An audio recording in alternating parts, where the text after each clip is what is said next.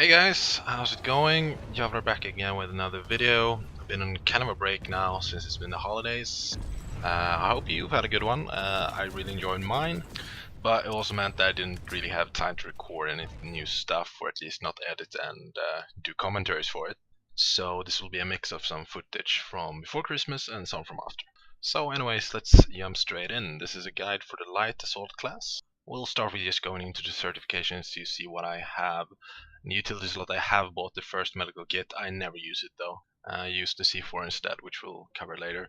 Now for the ability slot you have the choice between drift or jump jets, which look like this. You need to be at a height, you jump off, and you're floating. And while I'm sure it does have its potential uses, it's very situational. I've never really used them for real. I've just used them there to show you what it's like. The jump jets, on the other hand, is what more or less you think of when you think about the light assault. It's a jump jet or a jetpack that allows you to scale buildings and so on. And here I am comparing with a guy who has none of the certificates, and as you can see I can get quite a bit higher, not that much, but it does give a bit of an advantage when you're trying to scale a building and so on. Here we're just trying to stay afloat on the same spot. In total it costs 810 to get them fully upgraded, so it might be something like the last 500 you might want to wait with. In the suit slot I do have the ammunition belt. It's really nice occasionally to have that extra ammo, but I find the adrenaline pump is too good to give up really. While situational, I often find myself chasing people, so it's really nice to be able to catch up, especially if you have a shotgun. That I do, I'll cover that later. So here I asked a friend of mine, just run straight ahead and I'll try to catch up. And as you can see, it's not a huge bonus to your sprint speed. It's there, but it's not that big. But I have found so far that not having it is very, very annoying when you're dropping down from a roof and they start running, they don't see you, you're on their back, and you can't catch up if you don't have this. And for 30 cert points, I think it's a very worthwhile investment. I tried making some kind of comparison video and it came up to like maybe 10-15%, so it's not a huge bonus, but still very worthwhile in my opinion. Next we go to the grenade slot. I don't have anything there. I find a normal frag grenade is more or less just what I want. In the utility slot you have the C4 explosives, which are very useful. I'll cover them more in the video. I think maybe that's the first thing you want to get actually as a light assault. Mostly I play with shotgun, but I do have the Solstice for some mid-range engagements, although it's primarily just my engineer weapon. I bought the Serpent, don't use it. What I do use though is the shotgun, and I'll compare the slug ammunition here. The tooltip says that the slug ammunition will increase your refire time, and I saw actually no such thing at all. It was just the same. It's 3 seconds with the slug and without the slug. The benefit of the slug is that you'll be able to do more damage at a medium range, so I think it's a very good investment. For optics I use the IR scope, and I'll show you why here. It allows you to quite easily see cloaked infiltrators. It's not the only reason I use it, I'll cover more of it in a bit, but this is a definite nice advantage to see infiltrators while they're cloaked. And I guess this might also be a nice hint for infiltrators to know that if you're in a brush like here, it's a lot harder to see you than if you're in the open. And considering I do most of my engagements with hip fire anyways, I don't really need another optic. For the rail I have the extended magazine, which gives you an extra 4 shots for the Nova. I recently got to 1000 kills with the Nova, so I bought the Pandora to get to try something else out, and it's not as good as the Nova, although it is full automatic. As a secondary I use the Beamer VS3, it's the default one, there's nothing special to say about it. It's a decent sidearm, I have no attachments for it. And as I've said already, I have 3 different primary loadouts. It's close quarters, which most of them will be using this. It will be the Nova with the attachments I discussed previously. And I have the mid-range, which is with the Solstice, and the third one is just with the Drifter Jets. Alright, so let's get into some action, and I'll discuss some of the tactics I find most useful. The first thing you have to realize is that you are not a heavy, you can't take as much damage as they can. You're not a medic, you can't heal yourself as well as they can. So going up in a straight firefight, you will most likely lose. The things that you have to your advantage is of course jump jets, and that you're speedy and quick and moving about all over the map. As any other class, you might want to stay and make use of cover and so on. As a light assault, I've found the best thing is just to stay constantly on the move. And it is actually quite reminiscent of playing Scythe or Reaver or Mosquito. You are using the altitude to your advantage, dropping down on people and so on. You might have a safe spot where you know you can go back to recuperate. And then you go back up to your rooftop, and when opportunity presents itself, you go down and do a quick strike and you pull out again. Now, as you may have noticed, 2 direct hits at close range, like this one, is all you need to kill someone with the Nova. The equivalent for the Terran Republic is the Haymaker, and the equivalent for the New Conglomerate is the Sweeper. And considering you're gonna be on your own quite a bit, ammo can be a problem. So this is what you should do. 1 shot and then 1 knife is also enough to kill someone. With the extended magazine attachment, you'll have 12 shots in the gun and 36 spares. You'll have 4 magazines in total. That basically means if you're the crackiest crack shot in all of the West, you could potentially get 24 kills with just your basic loadout. And the other thing you could actually do to extend that kill streak is make use of your C4. The C4 does take a while to deploy though. It's not like the grenades or the mines which you can just fire and forget. These you actually have to deploy where you think someone's gonna pass, wait and stalk them, and like here you blow it when you see them. And it's also quite strange at times, like there they more or less walked straight over it and all it really did was remove their shields. So as an anti-infantry device it's okay at best. However, versus maxes, it's devastating. You can kill a max with one C4, and versus stationary emplacements such as anti-vehicle and anti-aircraft turrets, you can kill one of those with 2 C4s.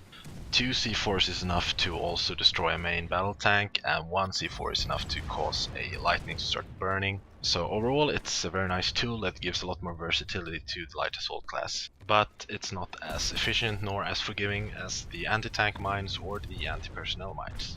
And here's another thing you can do when you're in light assault. People tend to try to put their spawn beacons at places where people can't find them. And although this one might not have been that inconspicuous, you should try to make it one of your primary objectives as a light assault, seeing as you can move around the map with a lot more ease than the other classes to take out these spawn beacons and help your team. And you're also actually helping yourself because spawn beacons allow people to spawn in, come down with the drop pods and get on top of the roof, which is supposed to be your place, not theirs. The flip side of this coin is of course that you as a light assault make a very useful squad leader because you can plant those beacons in inaccessible areas such as roofs and other high places. Try to find some sort of nook up on the roof or a crevice if you're up on a mountain to place this beacon, because if you place them visible it'll be easy for other light assault and other aircraft to destroy them.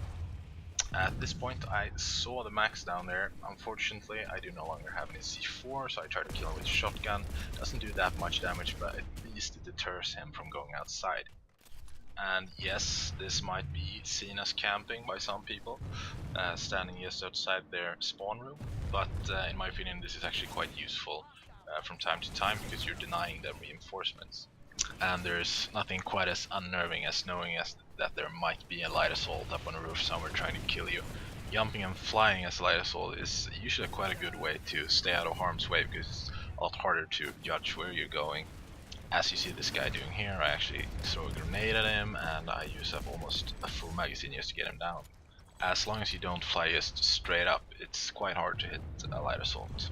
And when it comes to actually using your jetpack efficiently, there are a couple of ground rules you should keep in mind.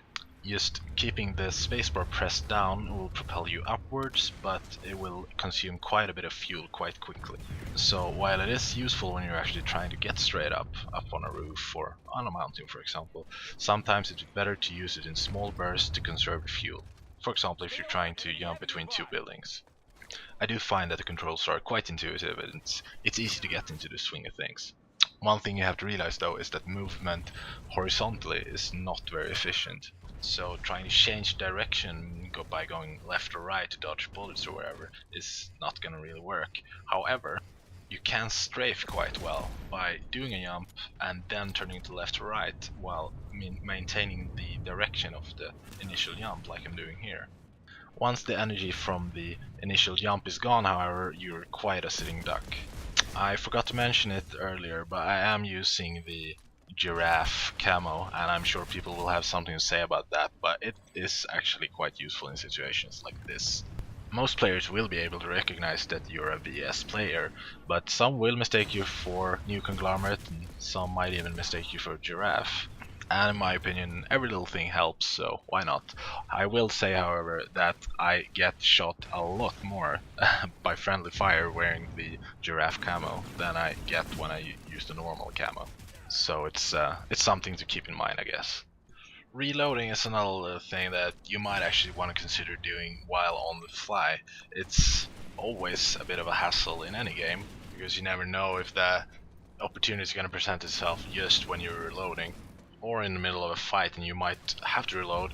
I find that flying, as I said before, it's always harder to actually hit someone who's flying, so reloading while you're flying is a good bet. It's the same way as reloading while you're cloaked as an infiltrator or whatever is also a good bet. Here I am in a situation which I really like as a light assault. This is not our base, it's the New Conglomerate's base and the turn Republic are attacking. And as any other class, this would be sort of intimidating because you're just cannon fodder down on the ground and everybody wants to kill you. But as a light assault stalking the roofs, this is actually quite a nice target-rich environment. And here you see another nice demonstration of why the IR scopes are quite handy, because in this heavy vegetation it's easier to see people and you can spot them for your teammates, even though there's actually no real teammates to help here at the moment. But at least it makes it easier for you, because you can see where they are a bit easier at least. In many ways, in a close quarter battle or close quarter environment like this, you are a far superior spotter than an infiltrator would be, because you can take advantage of the rooftops. One thing to consider when spotting, however, something I learned the hard way, is to refrain from spotting when you're chasing someone. More than a couple of times I've chased someone while they're oblivious to my presence, and then I scream out, spotted an enemy infiltrator. They turn around, shoot me in the face. One thing to consider also, as far as flying and shooting goes, it's quite hard to aim on things on the ground. I am doing quite a horrible job there, but overall it's actually quite hard, because you have to sometimes aim a bit where they're going, not where they are, much more so than you would have to on the ground.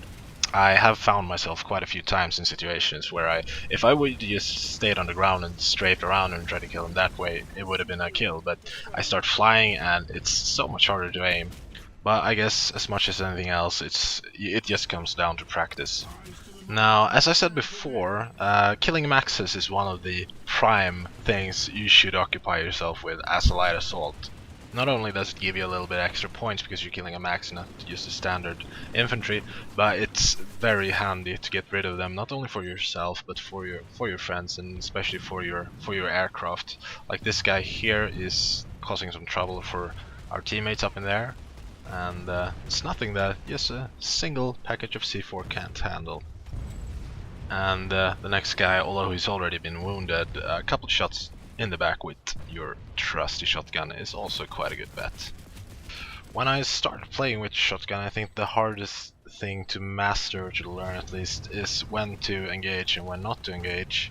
As a rule of thumb, I think having that extra bit of ice in your stomach and trying to close the distance before you use it is usually the best idea.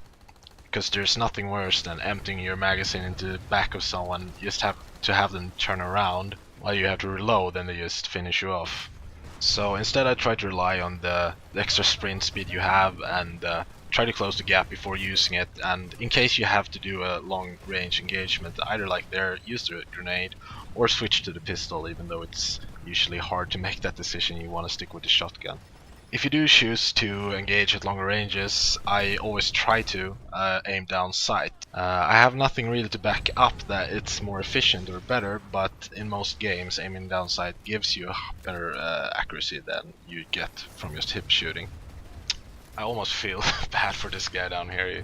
First I kill him with 1 C4, then he gets rest, and I kill him and his rester. But that's one of the nice things you can do when no one knows where you are. And this is one of the prime reasons I'd say you want to get a secondary C4. And while it is quite costly, I know it's 500 just to get the second C4. Having that extra one is very nice. Not only because you can kill the extra infantry or whatever, but you actually have you can actually kill a turret or a main battle tank, which are unable to with just one.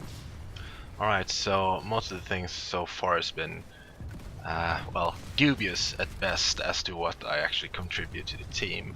It's mostly been lone wolf sort of stuff, which, well, while fun, might not contribute to the overall battle as much as you think.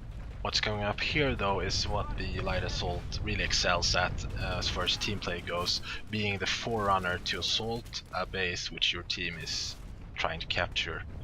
Getting in close and personal, taking out their defenses, taking out their turrets if you can, and most of all just having the defending team occupied.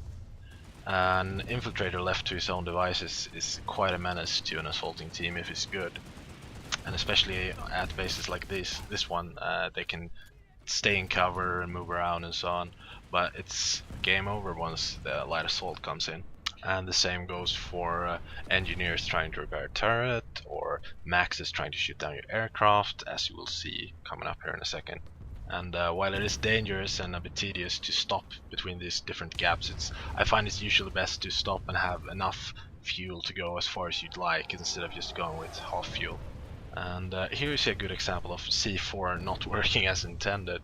I put them right between those two guys. One doesn't even take any damage. I have to tear off the shield and kill him with the pistol instead. And speaking of things not working as intended, there's a little ledge here that's actually invisible, as you can see with me trying to throw the C4 and the Max trying to shoot me. Hopefully this is something they'll fix eventually, but it's quite annoying right now anyway. I often find that when you're assaulting a base such as this, the biggest problem is not just the enemy, but that your tanks or aircraft attacking it might shoot you down just as well as they're trying to shoot down the enemy, like right here. Well, as a finisher to this video, I just first like to show what I try to do when you're at an amp station or something, someplace with this where you can jump. Aiming down your night vision scope actually allows you to get a nice preview of what you're facing when you get to that next tower. Now unfortunately the remainder of this video I had mumble going as I was playing, so there's quite a lot of talking at the same time, and it makes it sort of hard to make a good commentary. So it'll just be some music, but I think I covered most of what I was gonna cover anyway, so I hope you enjoyed it.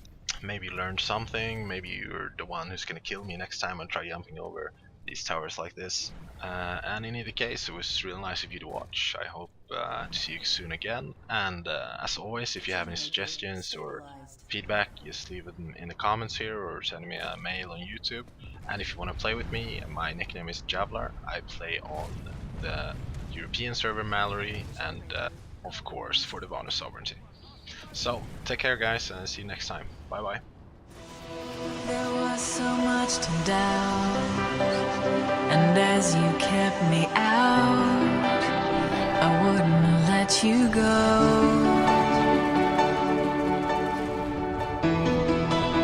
I rushed to your defense, though nothing made much sense.